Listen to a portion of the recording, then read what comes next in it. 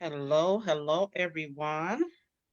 Come on in the room while I am sharing the interview on my different pages.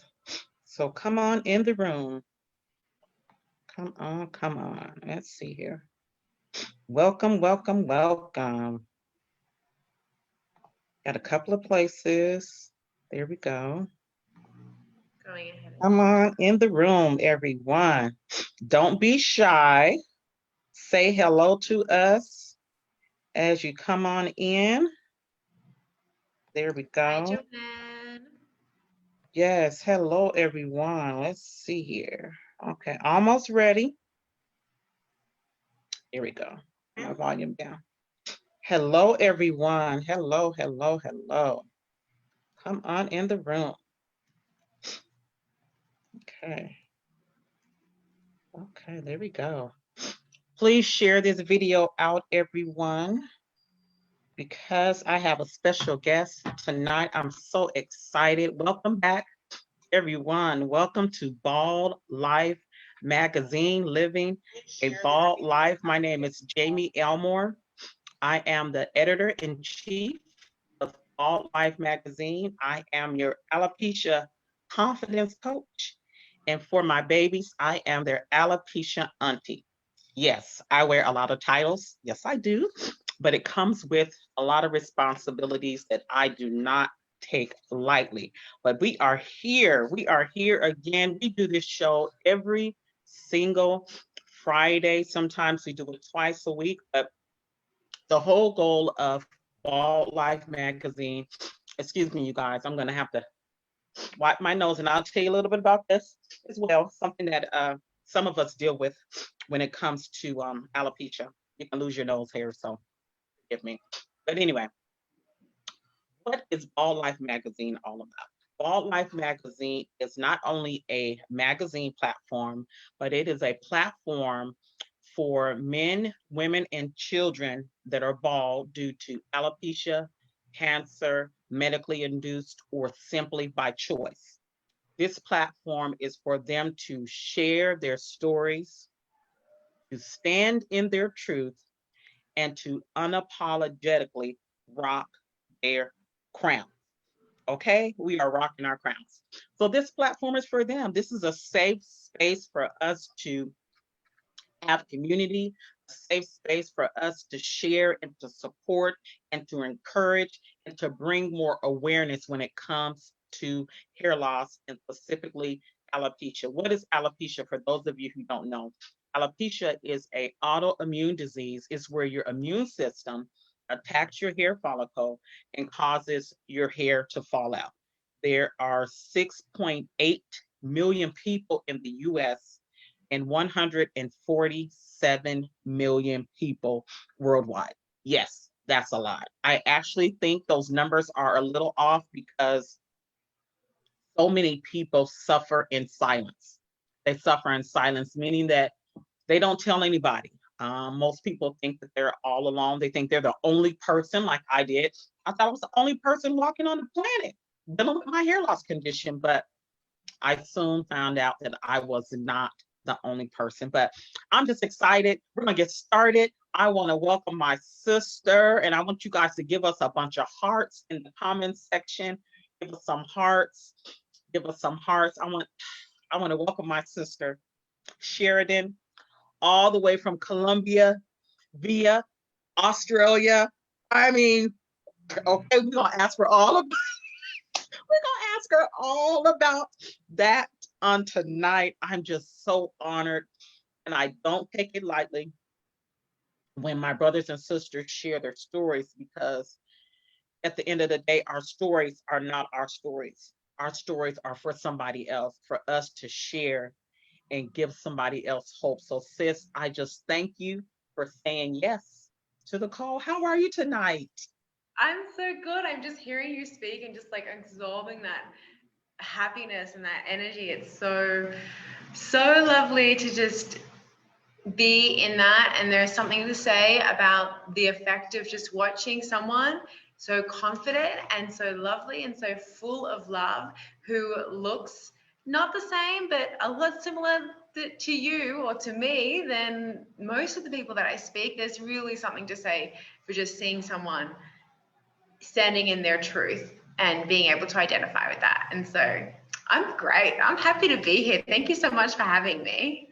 You are so welcome, sis. I'm just honored. I really am. And I think the more that we can have people on the platform to share their stories, the more people we can help, because somebody's going to identify with you. There are some people that will hear this interview on tonight, and some people that will hear it on the replay. But some people will only hear your voice, meaning that they will resonate with your story. There's something about you that will connect with some of our listeners. And so I don't take that lightly. So we're going to jump right in here and we're just going to talk. So tell us this. First of all, before I go into all the other questions, tell us where you're from and just give us a little background about yourself, if you don't mind. So my name is Sheridan, and originally I'm from Australia. So I grew up in Australia. About the age of 19, I was just insane, and I was like, I'm going to go live in Colombia. So I went to live in Colombia, and I've been here since then. I'm 27 now. And, 20 years ago, when I was 7 years old, I found my first bald patch. And at that point, I started losing my hair. I went through a couple of years, it was kind of slow, of treatment, and lost all of the hair on my head by the time I was 20. And now that I'm 27, I think the last 18 months, I've really progressed and I've lost all my eyebrows and eyelashes. So I've fully progressed. And honestly, it's like it's like an exhale, just coming into that full circle and that acceptance through that, which is nice. But I'm also a yoga teacher. I'm an embodied confidence coach, and I use a lot of what I've learned and I teach it to people just like us, because for me, that was the yoga and all that took me there and it's brought us here. Okay, sis, you said a lot.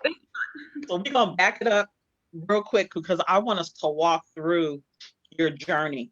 Yeah. And I want to get more detailed about your process. So you got diagnosed at the age of 7.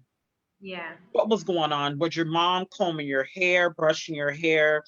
Did you find it? How did you know that your hair was falling out? Actually, I used to go to the hairdresser every couple of months just to get a trim. I had really beautiful long hair, lovely, and everyone used to compliment me on it. And I was just going to get a trim, and I remember really, really vividly sitting in the hairdresser's seat and my mum sitting over on the right side, and I felt hands at the back of my neck, and I could feel these cold fingers. It was a rainy day and it was pretty cold. It was winter, and I could feel these cold fingers, and I thought, well, that doesn't feel like she's touching my hair. It feels like she's touching my skin. Like, that feels weird.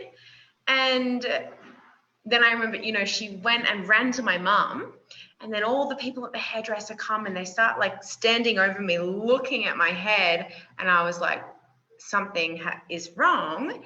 And they told me that I had a bald patch, and don't worry, we'll go to the doctor.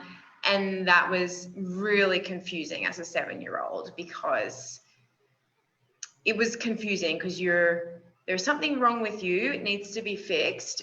Don't tell anyone, but don't worry, you're beautiful and we love you. It seemed like a bit of a mixed message. Yeah. And my mum, my whole family did their absolute best, but it was definitely really confusing as a 7-year-old. Well, definitely. I can't even imagine being diagnosed with alopecia as a child, because I tell people all the time when I have these conversations is that you have a special God-given strength to deal with alopecia as a child.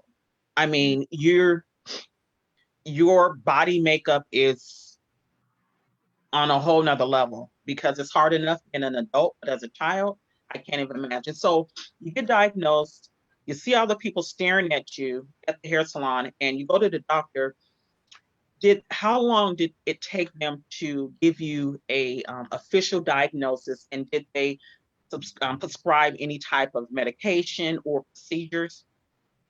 That's such a great question. I think being so young, I wasn't totally aware of the process, but I know that we definitely tried the treatment for maybe 6 or 7 years. And I know that it took me a while to get into the dermatologist because I don't know what it's like, in the US or many other The same places. thing. It Takes takes, forever. Hmm. yeah. And I think, as soon as we got there, I'd have to ask my mum, but I really think that he kind of looked at me, cold hands, very sterile, old man, and was like, this is alopecia. And this is alopecia areata. What I understand now, which I've only begun to understood, was I was under the impression that it wouldn't really get much worse. And it seems that the studies do actually, and maybe that was intentional, that it seems like the studies support it developing. And we did treatment for 6 or 7 years, and we really didn't have any luck. I tried like What? the diet, Okay. stuff, everything. The injections as No, well? didn't do them. Didn't want to. Good. Wasn't I into did. them. The topical cream, it itched. The gluten-free diet, like, yeah, we kind of played around with a couple of things, and at the end we I think just decided that it wasn't worth it, Hmm. and it wasn't working.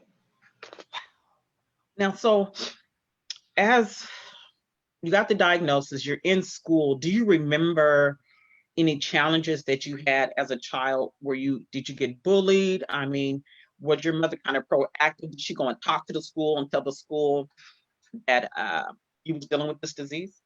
Yeah, my mum was pretty proactive in that sense, and she definitely did everything she could. We had a pretty strict uniform. It was a private school, and I wore bandanas, and she did everything that she could to make sure that I was able to do that. And she was really proactive with making sure I felt comfortable. But kids are so cruel, and I was bullied a lot.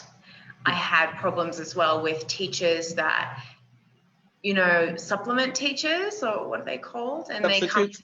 yeah, Mm-hmm. substitute teachers, and they would be like, you can't wear that. And I was like, well, I can. And, and it was difficult. And I didn't feel that I could be a part of the physical education and, the heat. And I was wearing like a semi wig thing, and I couldn't really participate. And God forbid I go to a sleepover, and I didn't feel comfortable at all telling anyone. At one point, people would like start tugging on my hair and be like, can I rip your wig off? And like, are you wearing a wig? And they'd come up, and I was sitting in the car once, and I had the window down slightly. My mom was talking to one of the school mums, and the kid was behind, and she like reached in the window and was like, are you wearing a wig?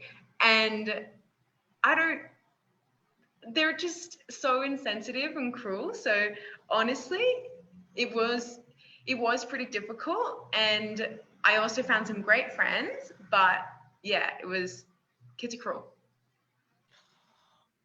Yes, they are. And that's why I think anybody that has a child that's in school, that we really have to educate the teachers, the staff, at least. I understand not wanting to talk to the whole school, as a whole, but the staff, they really need to be educated because it's traumatizing, Yeah. as a child dealing with alopecia. I can't even, like I said earlier, I can't even imagine. Now, is there anyone else in your family that has alopecia? Because sometimes they say that it's hereditary. Yeah, not that I know of. We don't have much knowledge of all of my, aunts and uncles and grandparents. I think there was talk of maybe an aunt having some hair loss, but really, no, it's just me. Wow. Just Wow. me. So I know there are different types of alopecia. There's alopecia areata, which just starts with like bald spots in your your head or your eyebrows. And for men, sometimes you can get bald spots in your beard. There's alopecia totalis, where you can lose the hair on your head. And there's alopecia universalis, where you can lose all body hair. Like for me, I lost my eyebrows, my eyelashes, but I am accessorizing. I tell people all the time, even though we don't have hair, we can accessorize with the eyelashes and the earrings and whatever else we want to do. And I lost my nose hairs. So for you, I know that you started off with alopecia areata. What was it like? Could you tell, what was it like looking in the mirror Mm. and almost like seeing your body change? And then you went from areata to universalis. Talk to us about that whole process.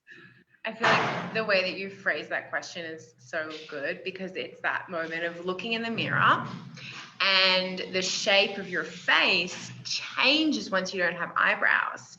And it's that moment of, who is that looking at me? It's a little bit weird. For me, it was a little bit weird, having gotten so used to not having hair on my head. Fine, you know what? I love it. It's great. That's who I am. But then almost like this sensation of I'm over it, and then losing your eyelashes or your eyebrows and being hit with not a double whammy, but this like, oh, you're actually not over it. It's actually affecting you a lot. And it was really, really weird. And at the same time, I think that having had alopecia so young, there was always a part of me that was really worried and said, well, what if I get pregnant and then I lose all of my eyelashes and my eyebrows? I couldn't imagine that. Like, to me, I thought that would be the end of the world if I lost my eyelashes and my eyebrows. So I think having it finally happen, and it actually wasn't the end of the world.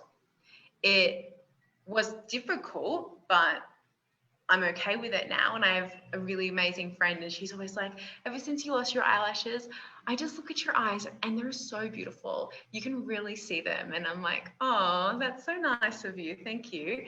And Yes. she doesn't say it. You know, when people, maybe someone will resonate with this, when they say, oh, but you're so beautiful. And it's like,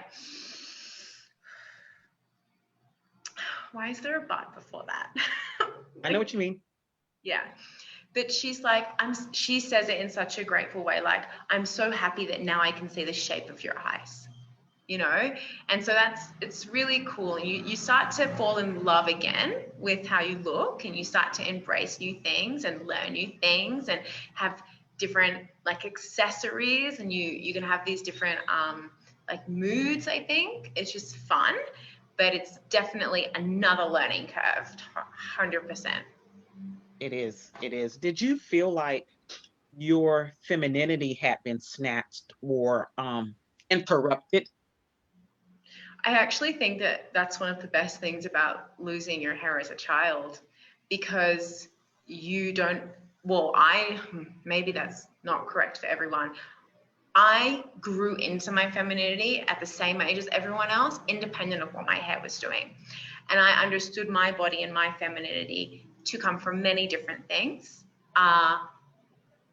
So it was never a thing. And I've always been really lucky to be around maybe the people that I'm around.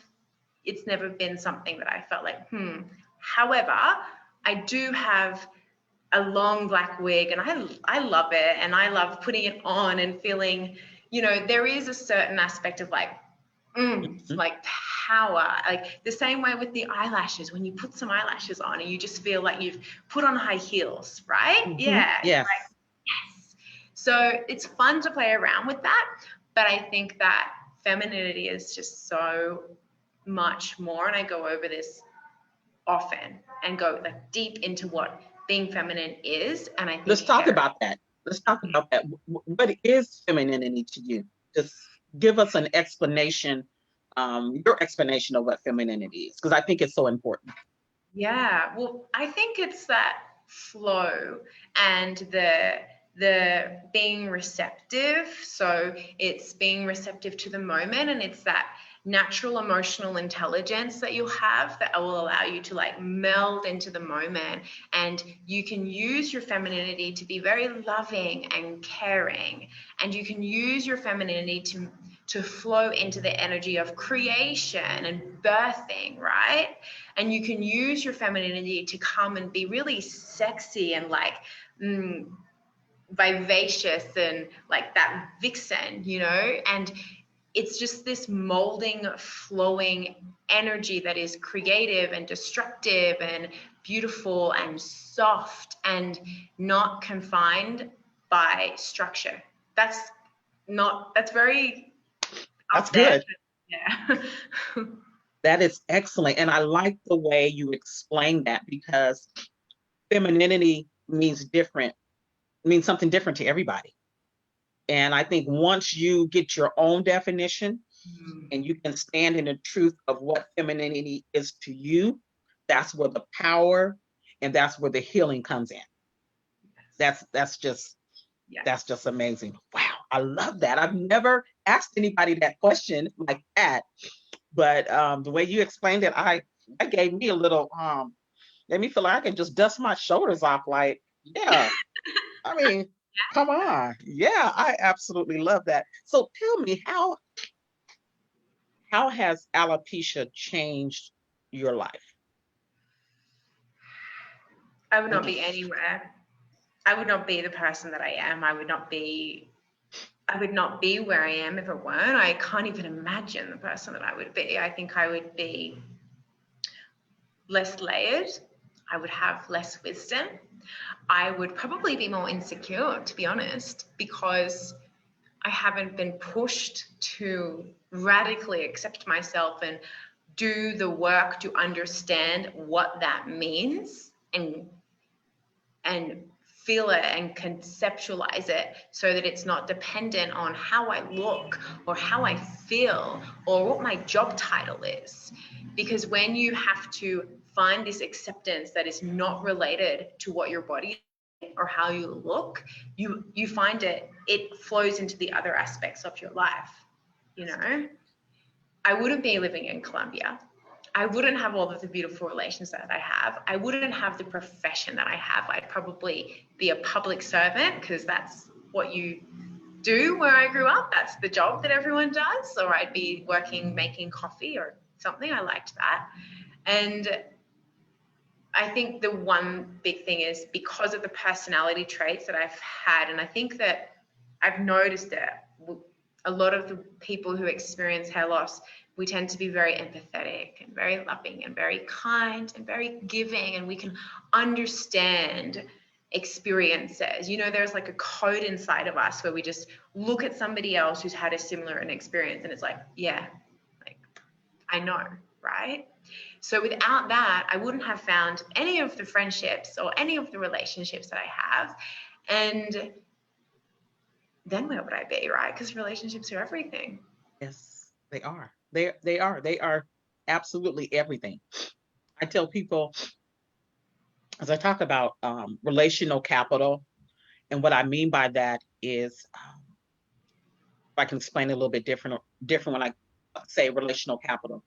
I believe that it's not what you know, but it's who you know. Meaning that if you have the right relationship with someone, having that right relationship can open up doors of opportunity that money cannot. So you can have all the money in the world, but if you know the right person, a door can be open that can change your entire life. That's why who you are as a person, how you treat people, and all of that, and building solid relationships are everything to me. I don't take them lightly. I know there's a responsibility that comes with relationships as well, male or female. So I totally, we can talk about relationships all day and all night. But I want to backtrack a little bit, because I think sometimes we as humans, and including myself, we take the small things for granted. And I also believe that sometimes we don't realize how good we have things until it's gone. So if we were to kind of take a step back, and both of us can relate to this, and I didn't understand how important certain things in my body and on my body, how important it was, or the purpose it was to be used for, and all of that. So let's talk about when we lost our eyebrows, when we lost our eyelashes and our nose hairs. Like for me, I went to bed one night, woke up the next morning, and it literally looked like someone took an eraser and erased the eyebrows off of my face. So I felt like when I looked in the mirror, you sleep, you wake up, I'm in the mirror washing my face, brushing my teeth, and I'm looking and I'm like, something is different. I'm kind of looking at myself, trying to figure out what it is. But it was because my eyebrows were gone. So it was like a blank canvas for me. What was it like when did you lose both eyebrows at the same time, or was it like sparsing, little bald spots in eyebrows? Talk to us about It was like a little bit here and then a little bit here. And then honestly, the hardest part for me was when this one, 100% there. Awesome. Great. Perfect looking eyebrow. This one, completely gone. So in the morning, I'm like, how do I make these look the same? Like this one's like a caterpillar and this one is just gel. How do I make that happen? So it was really gradual. And then my eyelashes were, the funny thing is I actually lost just under here first, had everything else, cool. Then lost everything else probably within 3 weeks, just gradually. And then the bottom of this one grew back. So now I have the bottom of this one and I don't have anything else. And so it's definitely like, it's always been really gradual for me. I'm very patchy, I think. Everything kind of comes and goes in patches. I know that my ear hair and my nose hair is patchy, but there is hair in there. So I don't think I'm experiencing kind of those side effects that you have on a more functional, like practical effects that I do experience with my eyebrows and with my eyes. But I feel that there's less hair because I'm more sensitive to the temperature of the air. My nose gets a bit dry. With my ears, you can just kind of tell. You can see it or you can't. And then with my eyebrows, the sweat, right? Like the sweat just runs all the way down. Yeah, like you're raining. So, yeah, but it's gradual. I'm sorry, I didn't mean to cut you off. So you brought up the ears, hair in your ears. I just recently realized that I think my hairs in my ears might be gone because I sleep with a fan every night because I'm going through menopause and I'm always sweating and all that. So I be hot. But sometimes I'll turn and it feels like the air is going right through my head, and it's just like I can feel it. I said, Jamie, I asked him, I said, my hairs must be gone in my ears. So I mean, losing your hair in your ears and in your eyelashes, we don't realize what our eyelashes do, how they protect us from the dust, all of that. What happens with you on a daily basis since you've lost your eyelashes? For me, mostly, my eyes are pretty dry all the time. So I use eye drops really regularly and I'll use I've noticed my eyesight has diminished at that same time period. I don't know if it's the same. It also coincided with COVID, so spending more time in front of a screen. And I think that if I'm not careful to put eye drops in, I can get headaches just because my eyes are strained because they're a bit red. And I don't think that's good for my vision. And so they might be interlinked, but it might just be a timing thing. The sun, I didn't realize how much your eyelashes stop the sun from going in your eyes. I didn't even think about that. Wow, it's insane. So I thought in the beginning, because we've been in Corona, like I've spent most of my time inside of the apartment, so I thought I was just really sensitive to the sun because I hadn't been out. And then it took me a bit and I was like, wait a second, it's not getting better the way that it normally would if you were sensitive to the sun. like I kind of have my lower my gaze a bit when I walk, or I would wear sunglasses, but most of the time I do wear a wig outside. I don't really like being the center of attention all the time. I like my wig, and so it's kind of difficult because you wear a wig, a face mask, and then sunglasses. Like it's like you're going to war or something. You've got this whole, yeah. Putting everything on, just a whole disguise. You're not even don't feel like yourself. I totally get it. And Totally. I brought that up because, like I said a few minutes ago, that we don't realize sometimes how important something is until it's gone. I didn't realize how important my eyelashes were, my nose hairs, and just the purpose of something until you don't have it.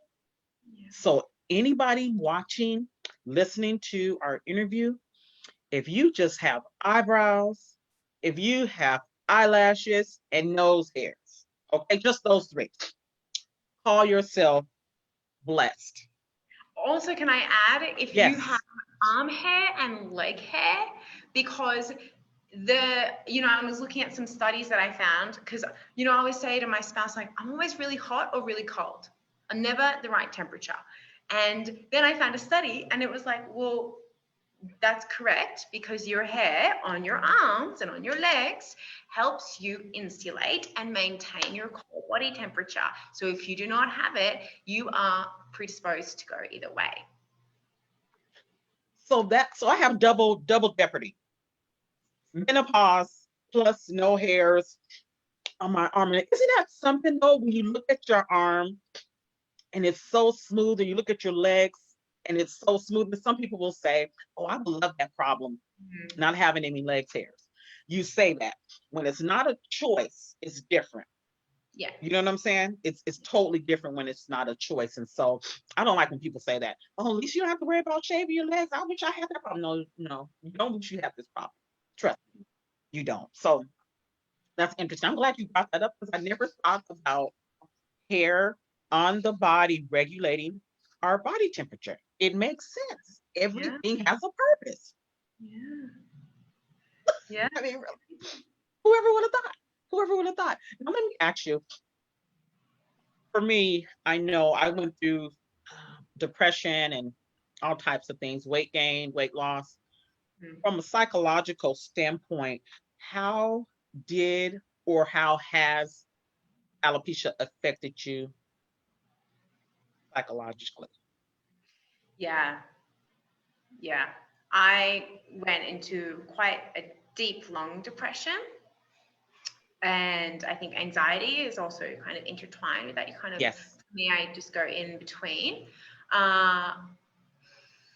Interesting that you mentioned weight gain and weight loss, actually, because I tend to forget to tell this part of the story. But I really suffered with eating disorders, like disordered eating. And I think that it was almost in a intent to take control of something, right? Like, if my hair's gonna fall out, but at least I'm controlling my weight, and my weight is going to be at this point. And that was not healthy. I didn't have the tools as a teenager to understand all of that. And there's so much misinformation and bad influences out there for a child who, as far as like self-image and everything goes. So that was really bad. And I ended up gaining and being at a not healthy weight for me. So I was probably about 10 to 15 kilos, what's that, like 7 pounds or so, heavier than I am now. And when I came to Colombia and started doing yoga, I lost all of it without really intending to, and also at the same time healed a lot of my destructive and unhealthy eating patterns, because I was healing the depression and the anxiety, and then the body regulated itself and was like, okay, this is the weight that you're meant to be. This is what you feel good doing, do that. But it all started because I said, we have to figure out what is going on here. And it was definitely, a really, really. Wow. That's deep. Yeah, that's deep. And you brought something up that I want to talk about. and you talked about the healing process. I had to go through that as well. It wasn't, well, I'll say it like this. When I lost my hair and I looked in the mirror, I was forced to deal with who I really was. I could no longer hide behind the hairstyles because I'm a hairstylist as well. So all the wigs and, you know, the different head wraps and stuff, I had to face the reflection of who I really was. So when I say reflection, I had to face the reflection of my depression, my low self-esteem, my molestation, my rape, all of that stuff. So I had to go to a place of healing. You know, I had to ask God to really heal me. I had to go to counseling. So once I dealt with all of that, started dealing with all that, then the hair loss was nothing. You know what I mean? Because I did the inner work and did the inner healing, started exercising, changing my lifestyle and things like that. So for you, what was the turning point and what tool did you use to help you with the process to continue your healing? You talked about it a little bit, but I want you to go a little bit more into detail on Yeah. what you chose and why you chose that vehicle. Yeah. So I don't know if I chose yoga, Okay. but yoga is the tool that it happened in. I didn't even realize, you know, I think maybe if yoga is represented in many different ways throughout the world. And so everyone's experience with it is going to be really different. But there are many people who go to a yoga class and at the end, you just kind of feel good and you don't really know why. You're like, why do I feel so good? So relaxed. Like, how is that so different to what I do at the gym? And I kept doing that, and I did the it's like a 30-day challenge at home, just YouTube, because I didn't have the confidence to go into a yoga studio, and I knew I couldn't wear my wig, it would fall off. And I was not going to go bald because, oh my God, no. Didn't want to deal with that. So I did it at home, and I noticed over time I actually started feeling better and I felt confident and I wanted to go to a yoga studio. I wanted to keep going. I really knew that I wanted to do that. And that was, I think, a push because at the same time I knew I wasn't ready. And so I used the tool of yoga to kind of mimic the experience by choosing more difficult yoga poses and finding the tools in my body and in my self-talk. So, you know, being self-compassionate and having self-awareness and speaking to myself nicely, breathing, treating myself nicely. And I thought, you know, I'd do the more difficult pose and I'd get through it and I'd have a bit of anxiety kind of before doing it. And I still have that when I know a difficult pose in yoga is coming up. I'll have like, I don't really want to do that. That's hard. And I'll do it and then it's done and you feel great. So I thought, well, it's going to be the same. If I just go to the yoga class, I have the anxiety beforehand, I breathe, I do it, and then it's done, and then I feel great. So I did that. And that was like the gateway drug into yoga. Now I can go all the time. I did my yoga teacher training.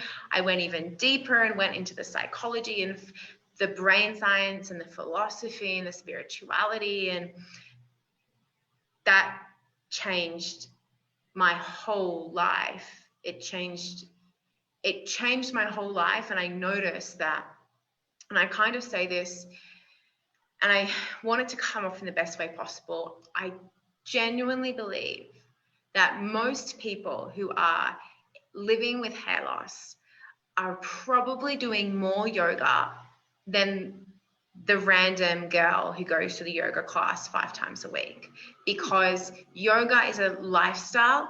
It is a mentality. It's a non-attachment. It's a love.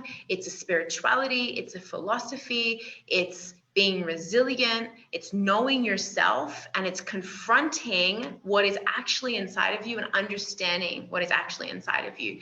So I realized, like, oh, I've actually been doing all of this stuff. And now I'm actually doing it in a more conscious way. But this whole time I've been learning these lessons. We're all learning these lessons. Yes. That's good. I love that, the way you kind of broke that down. Now, let me ask you, if you were to, knowing what you know now and experiencing what you have experienced with your alopecia journey, what would you tell your younger self? If you could speak to your younger self, tell us what you would say.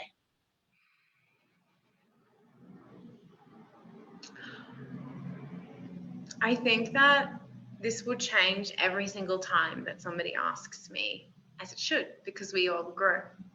But probably I would say something like, trust in what you want and ask for it.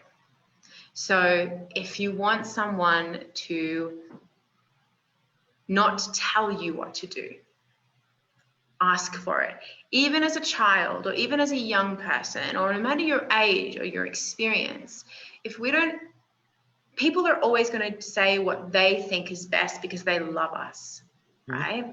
People are always going to say what they think is best because they have an experience that is independent of us. So if we take the example of someone who says a cruel remark, we have the power to say, I actually don't like it when you speak to me like that. Could you please not speak to me like that? The worst thing that could happen is that they say no and they keep doing it, but you did your best. If you need your auntie or your spouse or that random uncle to not recommend this funny doctor that they found somewhere, that actually makes me uncomfortable. I don't want to speak about it. Or having that confidence to know, like, I'm going to a gathering and I feel a little bit insecure about what I look like.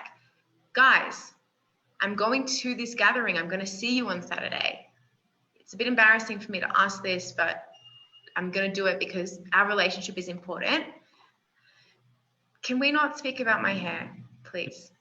It will make me uncomfortable. Or can we speak about it? I want it to be out there. Like, I think it just will save so much. Know that you know what is best for you.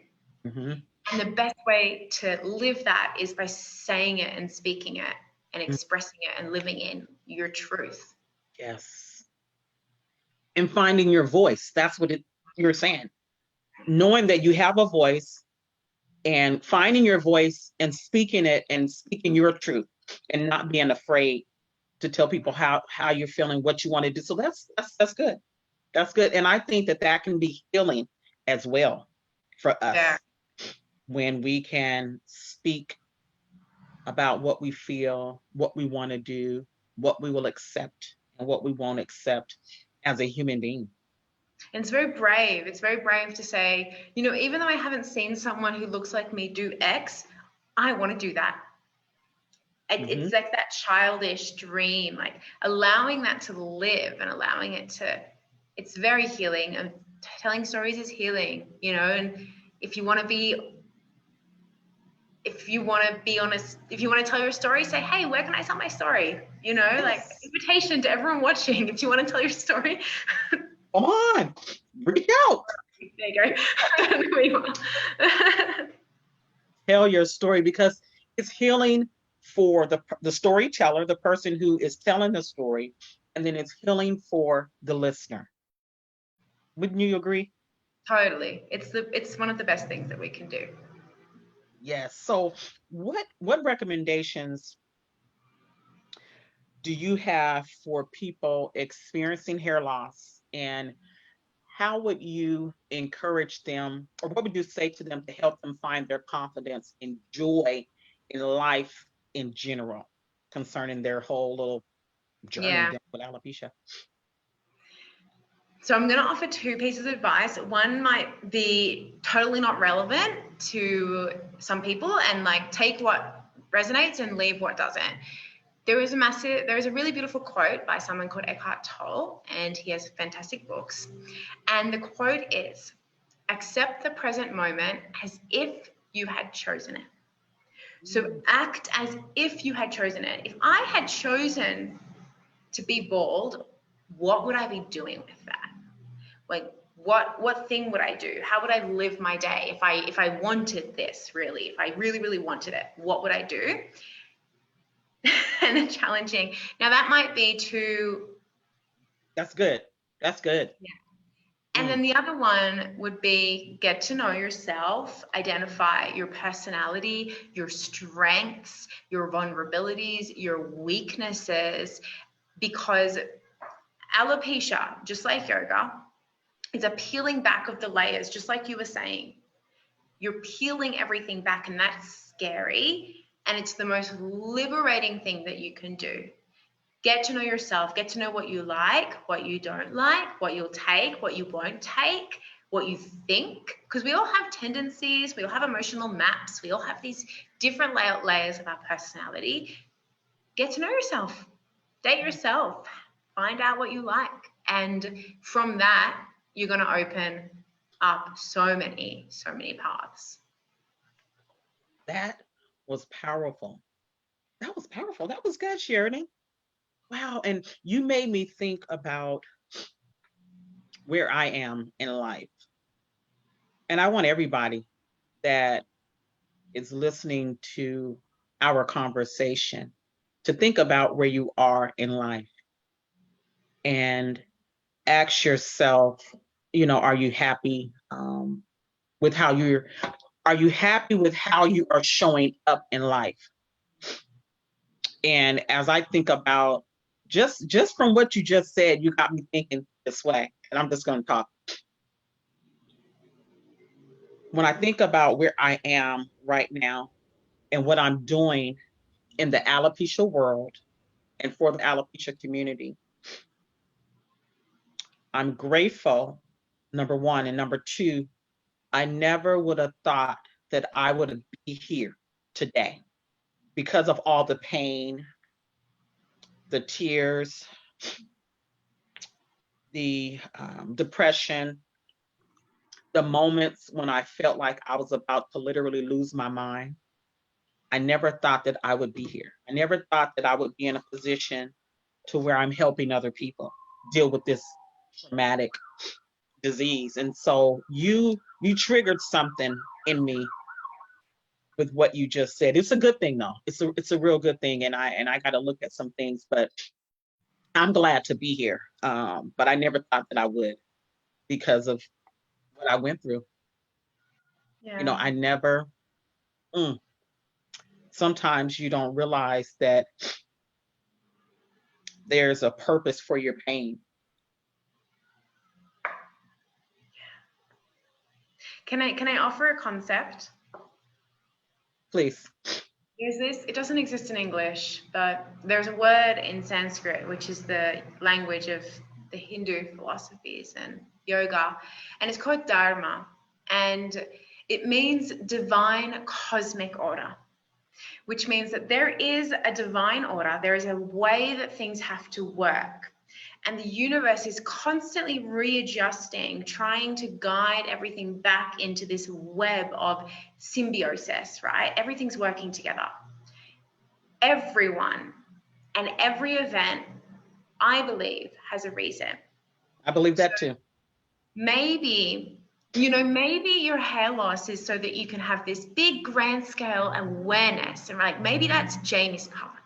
And maybe there's a Mandy out there whose hair loss is just so that she can learn to be a bit kinder to herself, because that's an important stepping stone in wherever she's going. There's nothing too big and there's nothing too small. There's no hierarchy, but everything happens for a reason. So the pain that propels us has to happen. Otherwise, we're not going to be sitting in the place of divine cosmic order, allowing everything to surround us and ripple effect out. Totally agree. Totally agree. Everything has a purpose. Everything, every life experience, all of that, like you said, it all makes sense. I mean, there's a purpose and a plan for it divinely. There's a purpose for us meeting and for us connecting and all the above. So this was so yummy. Was this yummy, Sheridan?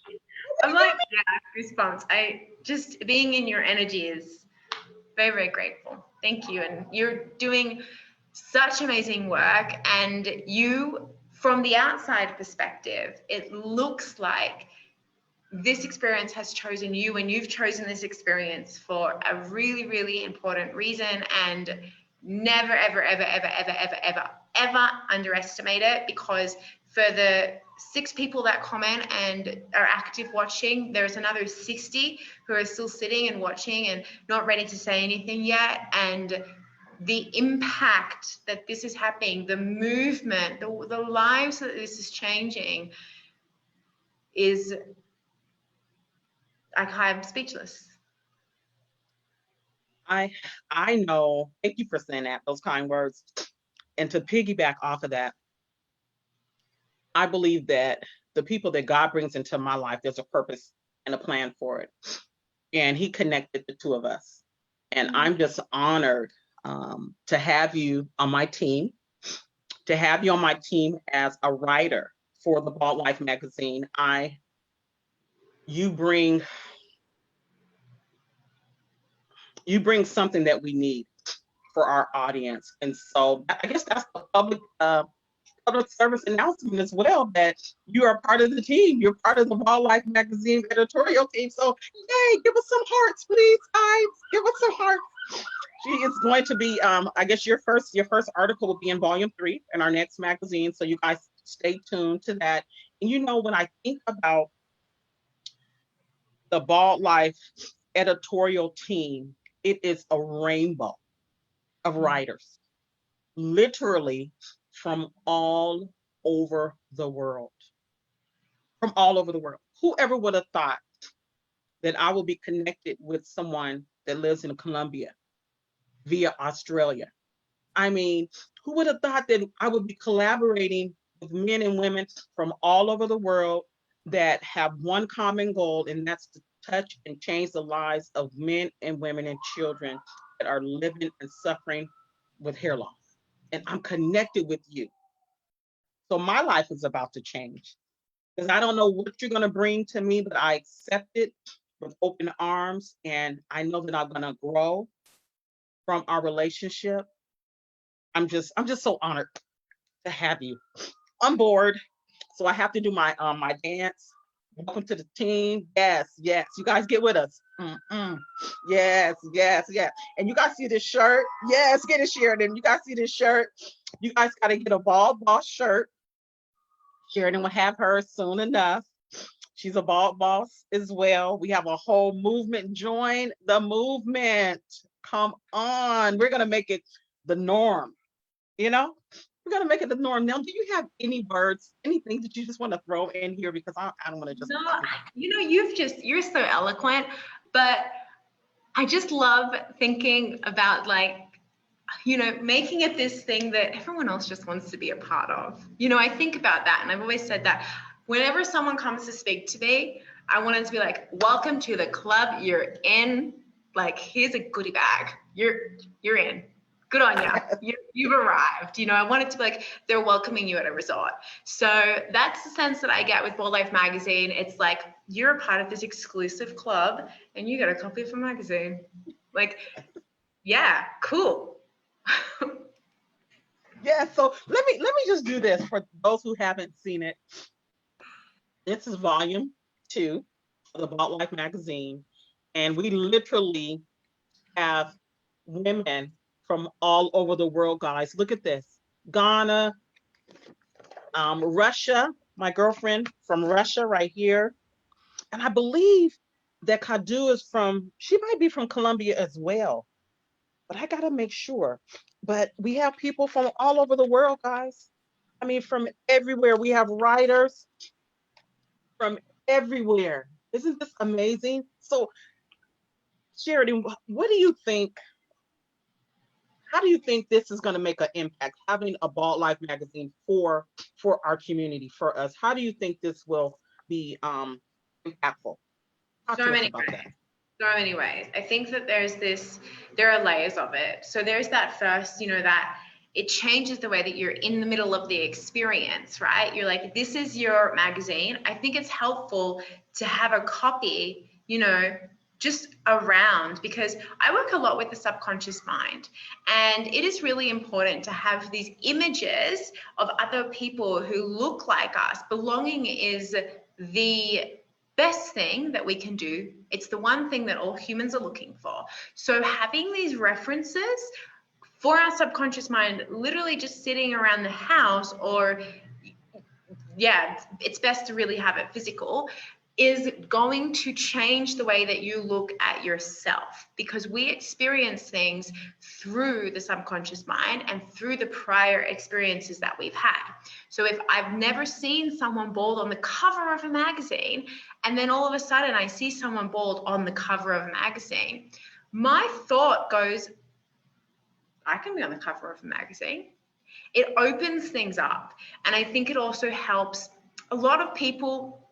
I think that cruelty, that maybe, they don't understand to be cruel, or comments, or I would like to say ignorant comments, because I genuinely believe that majority of the time people's comments come from a place of kindness and concern, and maybe not having that education. So if this is out everywhere, and if you buy a copy for your aunt and your mum, and they have their friends over and they're like, oh, that's interesting, what's that on the coffee table? And we start having these conversations, then can you imagine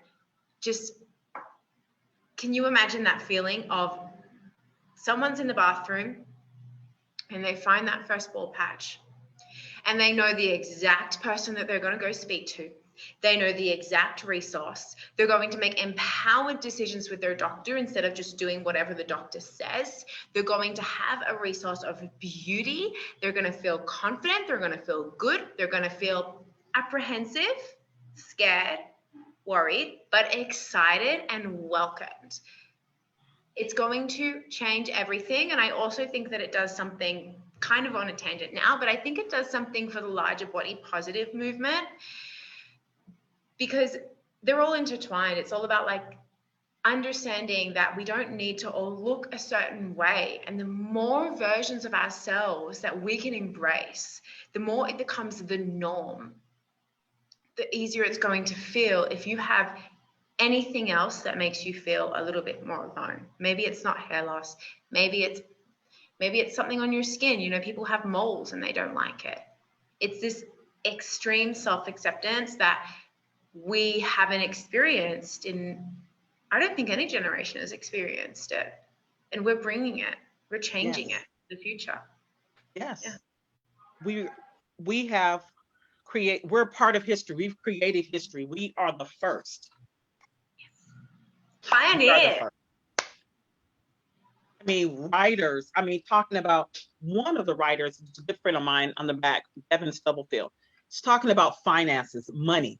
You guys, on the inside, we're not just talking about hair loss, but we're talking about eating, taking care of your body. In this particular volume, we're talking about yoga, there's all kinds of stuff. So you guys, volume 1, volume 2, I'll leave all that in the comment section. Please go out and support us, because that's going to help us spread the word about what we're doing. So I'm just excited. I'm honored to have you on the team.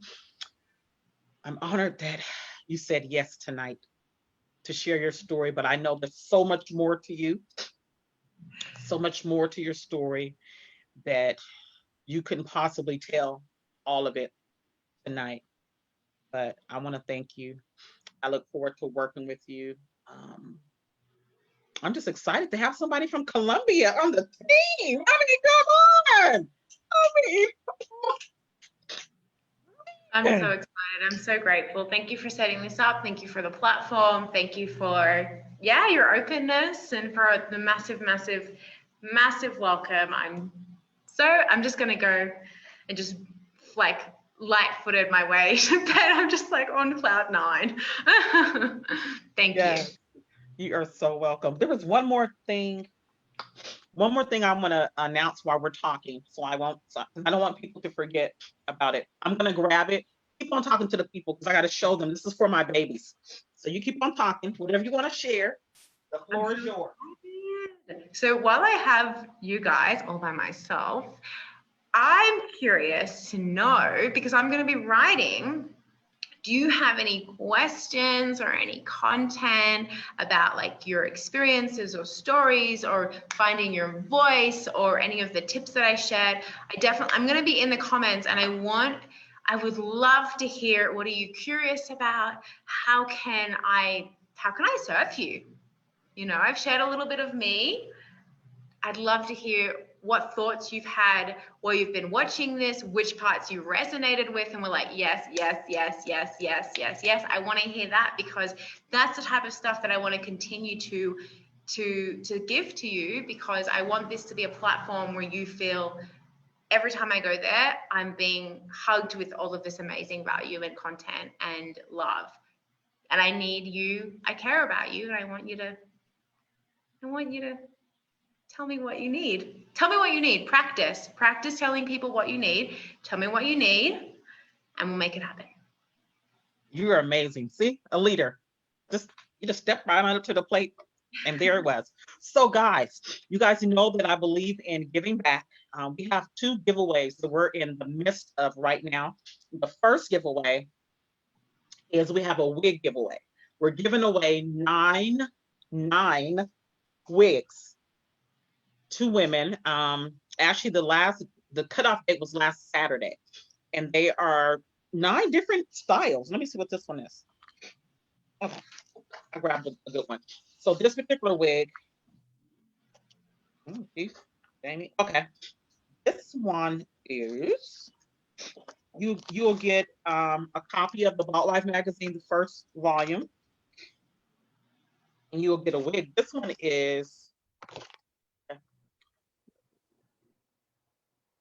Little Bob with China bangs, but it's a black wig, and you'll get a wig. And we have several people who have already submitted their stories and their pictures, and we will be connecting with everyone to let you know if you were one of the lucky 9. Get a wig. Okay, so that's one giveaway. And I want to thank Natalie Johnson. Excuse me, why do I keep, if I don't stop saying my girlfriend's last name the wrong way, Natalie Bryant, for spearheading this whole project with the wig giveaway, including her squad. I want to thank her for making this possible and collaborating with us. Now, last but not least, we have a Barbie doll giveaway to all of our babies, and even some of the women who don't have. Do you have this over in Colombia? Have you seen? Not in Colombia. I've seen a couple in Australia. Okay. But definitely not in Colombia. Gosh, that would change things. Okay. So do you know, how many women do you have over there you think that would love a in Barbie Colombia doll or babies? Yeah, that are different with alopecia. It's really difficult because I think kind of what you were saying, you know, people just don't go to the doctor. Okay. They don't know. Okay. Yeah. Well, we're going to send you one. How about that? We're going to send you one. I know exactly how I'm going to give it to them. So send me your address, but we're going to send you one. But let me tell you how awesome this is. We started out with, a couple of weeks ago, I was just talking about it on Facebook. Actually, I just made a post because I went to Walmart and found it. And when I made a post, somebody asked me, well, how many dolls do you need? And I was like, I hadn't even thought about really doing anything. And I said 20. So people started inboxing me, cash apping me, and I was able to get 20 wigs. Okay, boom. Last Friday, we're on the interview, we're talking, and by the end of the interview, you guys, we're talking about it, we got 41 Barbie dolls that we are going to be giving away. I just shipped my first one off to New York the other day, and we're just, as we gradually get the referrals and, you know, all of that, we're just going to be shipping these around the world. Isn't this amazing? Yeah, is this amazing? Amazing. It's going to change lives. Yeah. So if you guys know of a little girl or a woman who may want a Barbie doll that looks like them, please let us know. And look, if you look at the back, it's the only bald Barbie doll out of the collection. And that's sad. But that's okay.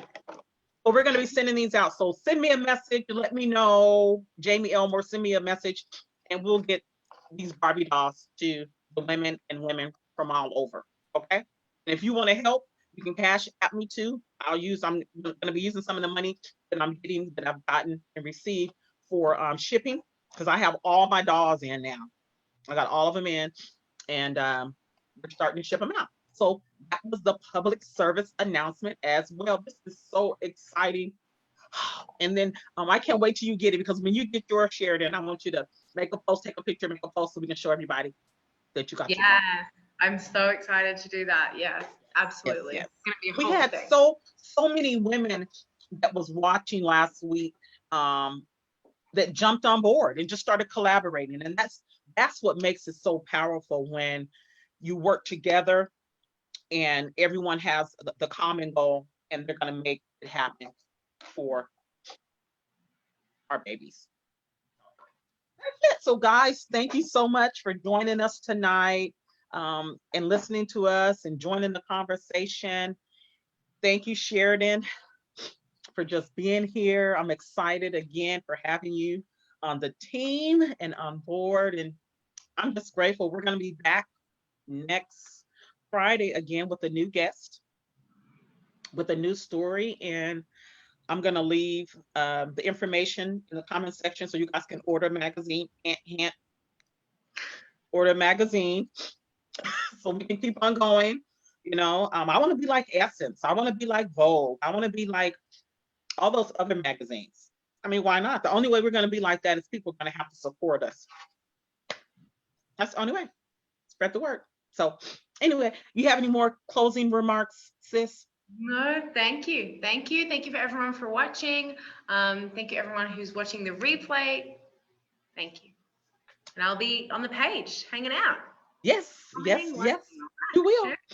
Yeah. So guys, you guys have a good night, and follow us on Instagram, follow us on Facebook, and follow us, subscribe to our YouTube channel, Bald Life TV. Bald Life TV, you'll see all the interviews that we've done in the past. So please, and this one will go up there as well. So please follow us, all of that. Okay. Guys, have a good night. Bye, Sheridan. Bye, everybody. Everyone. Let's see. Here we go.